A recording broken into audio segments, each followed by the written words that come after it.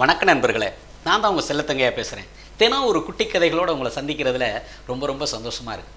இன்றைக்கி என்ன குட்டி கதைன்னு பார்த்தீங்கன்னா, ஒரு பேங்கில் தொடர்ந்து ஒருத்தர் ரெகுலராக ஒவ்வொரு நாளும் வருவார். ஒரு 2000 ரூபா அக்கௌண்ட்டில் பணம் போட்டு போவார். சரியாக ஒரு 12 மணிக்கு வருவார். 2000 ரூபா அவரோட அக்கௌண்ட்டில் பணம் போடுவார். அவர் வீட்டுக்கு போயிடுவார். இது ஒவ்வொரு நாளும் தொடர்ந்து நடந்துக்கிட்டே இருந்துச்சு.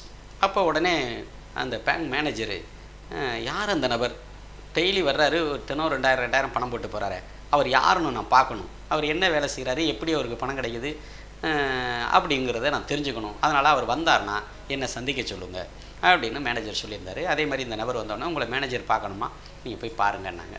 இப்போ மேனேஜரை பார்க்கும்போது, என்ன வேலை பார்க்குறீங்க, நம்ம பேங்கில் தொடர்ந்து நீங்கள் 2000 பணம் போட்டுக்கிட்டு இருக்கீங்க, ரொம்ப சந்தோஷமாக இருக்குது, நீங்கள் என்ன வேலை பார்க்குறீங்கன்னு அவர் கேட்டார். அதுக்கு அவர் சொன்னார், ஒன்றும் இல்லை, எனக்கு ஒரு வேலையும் கிடையாது, நான் யாருக்கிட்டையாச்சும் பந்தயம் கட்டுவேன், ஒரு போட்டி வைப்போம், போட்டி வச்சு பந்தயம் கட்டுவேன், அதில் நான் 2000 ரூபா ஜெயிச்சிருவேன், அதை கொண்டாந்து டெய்லி நம்ம பேங்கில் போட்டு போவேன் அப்படின்னாரு. இதை நம்ப முடியலையே, ஒரு நாளைக்கு பந்தயம் கட்டலாம், ஜெயிக்கலாம், இன்னொரு நாள் தோக்கலாம், ஆனால் நீங்கள் எப்படி எப்படி ஜெயிக்கிறதுக்கு வாய்ப்பு இருக்குது அப்படின்னு மேனேஜருக்கு சந்தேகம் வந்துச்சு. ஒன்றும் இல்லை, இப்போ உங்களுக்கு அந்த சந்தேகம் தெரியணும்னா நம்ம 2 பேருக்குள்ளே ஒரு பந்தயம் வச்சுக்குவோம், இந்த பந்தயத்தில் நீங்கள் ஜெயிச்சிட்டா உங்களுக்கு நான் 2000 ரூபா தரேன், நான் ஜெயிச்சிட்டா எனக்கு நீங்கள் 2000 ரூபா தரீங்களா அப்படின்னு மேனேஜர்கிட்டே பந்தயம் கட்டினார். சரி, என்ன பந்தயம் அப்படின்னு சொல்லி கேட்கையில் ஒரு தைலத்தை எடுத்தார், தன்னோட கையில் தடவினார். இந்த பார்த்தீங்களா, இந்த தைலம் ஏதாவது கலர் மாறி இருக்கா அப்படின்னு கேட்டார். மாறலை, ஆனால் இந்த தைலத்தை உங்கள் உடம்புல நான் சொல்கிற பகுதியில் நீங்கள் தேய்க்கணும், தேய்ச்சிட்டு நாளைக்கு இந்த இடத்துக்கு வந்தீங்கன்னா அது பச்சை கலராக மாறிடும் அப்படின்னு அவர் சொன்னார். இல்லையே, மாறுறதுக்கு வாய்ப்பே இல்லையே அப்படின்னாரு. நீங்கள் பச்சை கலராக மாறி இருந்தால் எனக்கு 2000 ரூபா கொடுத்துருங்க, அப்படி பச்சை கலராக மாறலைன்னா நான் உங்களுக்கு 2000 ரூபா தந்துடுறேன் அப்படின்னு அவர் பந்தயம் கட்டினார். பந்தயம் கட்டிட்டு அதே மாதிரி தைலத்தை எடுத்து தன்னுடைய பின்பகுதியில் பெட்டாக்ஸில் அவர் அந்த தைலத்தை தடவிக்கணும் அப்படின்னு அவர் தடவை சொல்லிட்டார். அதே மாதிரி தடவை சொல்லிட்டு மேனேஜர் போயிட்டார். மேனேஜர் ஒவ்வொரு வீட்டில் போயிட்டு ஒவ்வொரு தடவையும் எடுத்து பார்த்துக்கிறாரு, பச்சையாக மாறி இருக்கான்னு. இல்லை, மாறவே இல்லை. குளிக்கும்போது நல்லா சோப்பு போட்டு குளிக்கிறார். அங்கே இருக்கிற கண்ணாடிகளையும் செக் பண்ணிக்கிறாரு, இல்லை, மாறவே இல்லை. பரவாயில்ல, நம்ம தான் ஜெயித்தோம், இன்றைக்கி 2000 ரூபா கிடைக்கும் அப்படிங்கிற நம்பிக்கையோட மேனேஜர் பேங்க் வந்தார். பேங்க் வரும்பொழுது அந்த நபரும் பேங்க் மேனேஜருடைய அந்த நண்பர் ஒருத்தரும் அங்கே காத்துட்டு இருந்தாங்க.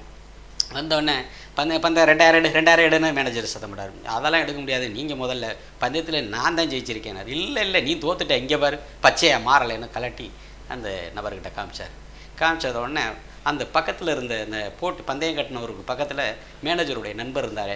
அவர்கிட்ட 4000 ரூபா பணம் வாங்கினார் அந்த நபர். 2000 ரூபாயை பேங்க் மேனேஜர்கிட்ட கொடுத்துட்டு 2000 ரூபாயை அக்கௌண்ட்டில் பணம் போடுறதுக்கு போயிட்டார்.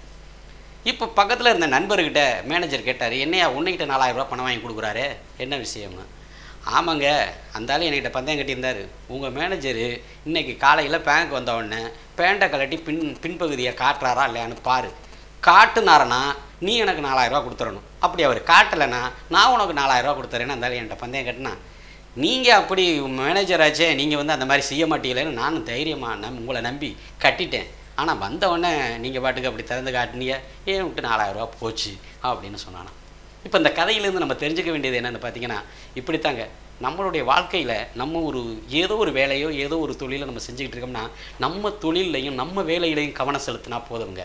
அடுத்தவங்க அவன் என்ன பண்ணுறான், இவன் என்ன பண்ணுறான் அப்படின்னு தேவையில்லாமல் அடுத்தவங்களை பற்றி ஆராய்ச்சி பண்ணுறது தவறுங்க. அப்படி ஆராய்ச்சி பண்ணுனா இப்படி சிக்கலான விஷயங்களில் கூட போய் முடியுங்கிறது தாங்க இந்த கதையோட தீர்வு. நன்றி. என்னங்க, நம்ம திரைப்பட இயக்குனர் செல்லத்தங்கையா சாரோட குட்டி கதைகள் பிடிச்சிருந்தனா லைக் பண்ணுங்க, ரொம்ப பிடிச்சிருக்கா ஷேர் பண்ணுங்க. தொடர்ந்து இதே மாதிரி குட்டி கதைகள் கேட்கணும் அப்படின்னு ஆசைப்பட்டீங்கன்னா சப்ஸ்கிரைப் பண்ணுங்க.